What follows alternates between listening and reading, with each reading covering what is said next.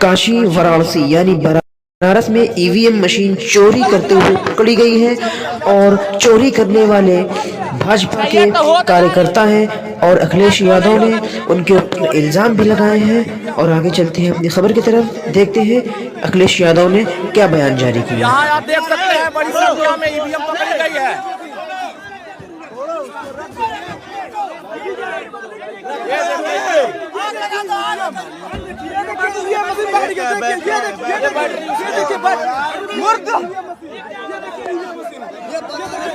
बस्ते में पकड़ी गई है।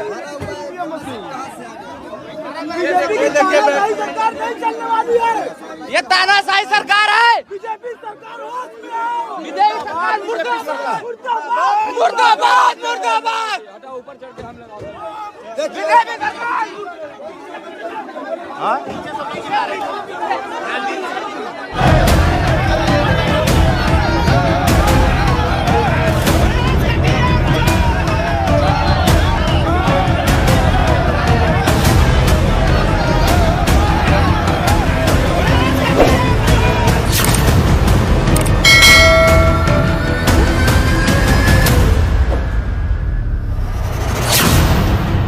काशी में ईवीएम पर बवाल, अखिलेश ने उठाए सुरक्षा पर सवाल।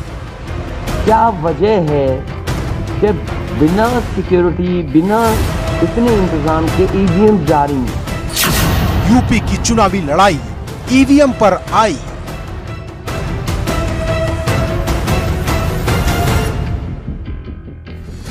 देश के सबसे बड़े सूबे की सबसे बड़ी जंग नतीजों के मुहाने पर खड़ी है, लेकिन उससे पहले काशी से आई इस तस्वीर ने सियासी उबाल ला दिया है, क्योंकि वाराणसी के पहाड़िया मंडी के स्ट्रांग रूम के बाहर एक ट्रक ईवीएम मिलने के बाद समाजवादी पार्टी के कार्यकर्ता सड़कों पर उतर आए। समाजवादी पार्टी का आरोप है कि वाराणसी की दक्षिणी विधानसभा सीट की ईवीएम बदली जा रही थी और ये सब भाजपा के प्रत्याशी को जिताने के लिए किया जा रहा था। एक पिकअप गाड़ी आती है, उसमें ईवीएम मशीन लगा रहता है। मैं उसको रोकता हूँ तो उसने बोलता है कि हम उसका पूछते हैं कि इसमें क्या है, तो बोलता है पुलिस प्रशासन के लिए भोजन लाए हैं। मैं लंबा था, मैं उछल कर देखा तो उसमें ईवीएम मशीन थी। काशी में ईवीएम को लेकर बात उस वक्त और ज्यादा बढ़ गई जब खुद अखिलेश यादव ईवीएम की धांधली को लेकर प्रेस कॉन्फ्रेंस करने चले आए तो प्रशासन के ऊपर हमलों की झड़ी लगा दी। अगर कोई चोरी नहीं थी, प्रशासन ने, सिक्योरिटी ने इतना इंतजाम क्यों नहीं किया? इतनी फोर्स है, अभी इलेक्शन की फोर्स गई नहीं है यूपी से, तो आखिरकार अधिकारी क्यों नहीं कर रहे थे? क्या वजह है कि बिना सिक्योरिटी, बिना इतने इंतजाम के ईवीएम जारी हैं? अखिलेश यादव यही नहीं रुके, उन्होंने यहां तक कह दिया कि प्रशासन भाजपा को जिताने के लिए ईवीएम की हेरा फेरी कर रहा है।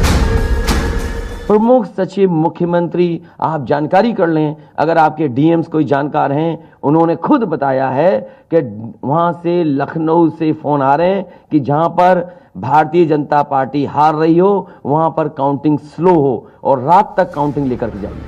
ईवीएम को लेकर अब लड़ाई आर पार में तब्दील हो गई है। सपा के प्रदेश अध्यक्ष नरेश उत्तम पटेल, प्रवक्ता राजेंद्र चौधरी, सुभाषपा के अध्यक्ष ओपी राजभर और जनवादी पार्टी सोशलिस्ट के अध्यक्ष संजय सिंह चौहान ने ईवीएम की घटना को लेकर राज्य निर्वाचन आयोग से शिकायत दर्ज कराई है।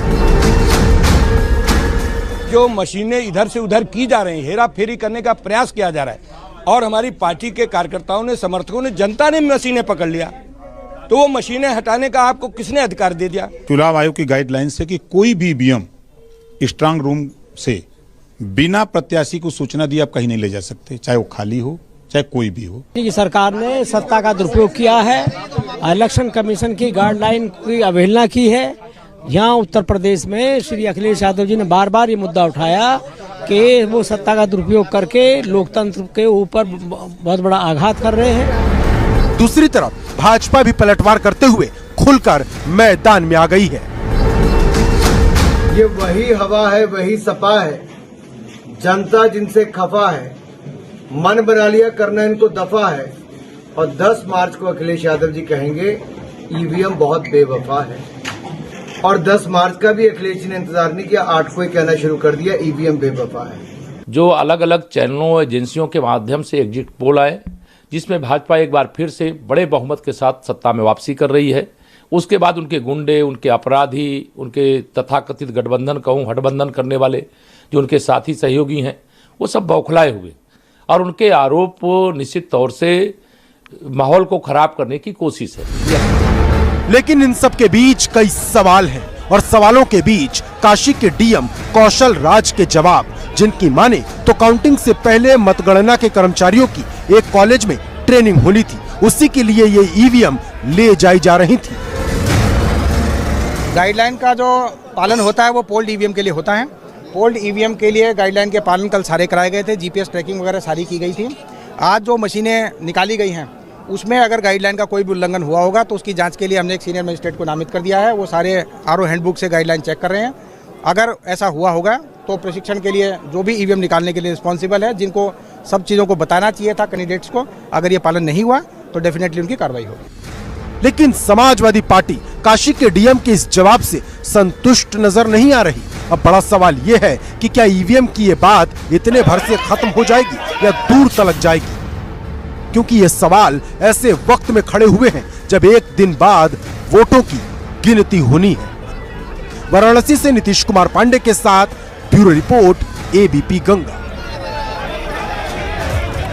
अस्सलामुअलैकुम वरहमतुल्लाहि वबरकातुहू। अगर आपने अभी तक हमारे चैनल सैयदना आदम ऑफिशियल को सब्सक्राइब नहीं किया है तो चैनल को सब्सक्राइब कर लें और बेल आइकन को जरूर प्रेस कर लें ताकि हर आने वाली वीडियो आप तक सबसे पहले पहुंचे।